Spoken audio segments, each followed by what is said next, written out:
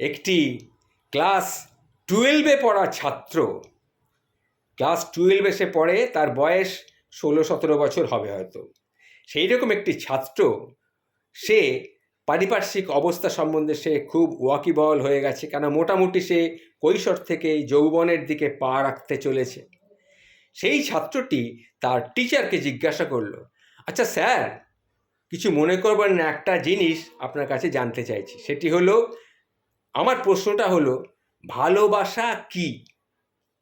শিক্ষক মহাশয় তখন সেই ছাত্রটির মুখের দিকে খানিকক্ষণ এক দৃষ্টে তাকিয়ে রইলেন।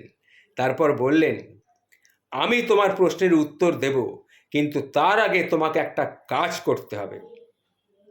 আমাদের স্কুলের সামনে যে ভুট্টার ক্ষেতটা দেখতে পাচ্ছ, সেখানে তুমি যাও এবং সবচেয়ে বড় ভুট্টাটি তুমি তুলে নিয়ে আমার কাছে এসো।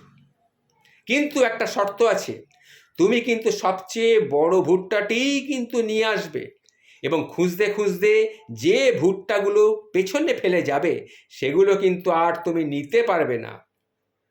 এটা মনে রেখো, যাও নিয়ে এসো, তারপরে তোমার প্রশ্নের উত্তর আমি দিচ্ছি।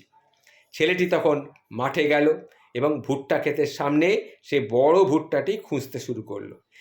সেই সারিতে একটা বড় ভুট্টা ছিল, কিন্তু সে ভাবলো হয়তো সামনের সারিতে আরও কোনো বড় ভুট্টা আমার জন্য অপেক্ষা করছে।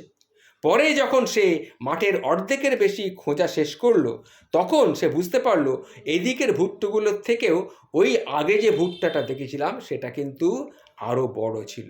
সেটাকে আমি পেছনে ফেলে এসেছি, এবং এই জন্যে তার অনুশোচনার কোনো শেষ থাকলো না। তাই সে খোঁজা বাদ দিয়ে খালি হাতে টিচারের কাছে চলে এলো, এসে বলল, এসে সে মাথা নিচু করে দাঁড়ালো। তখন টিচার তাকে বললেন, এটাকেই বলে ভালোবাসা।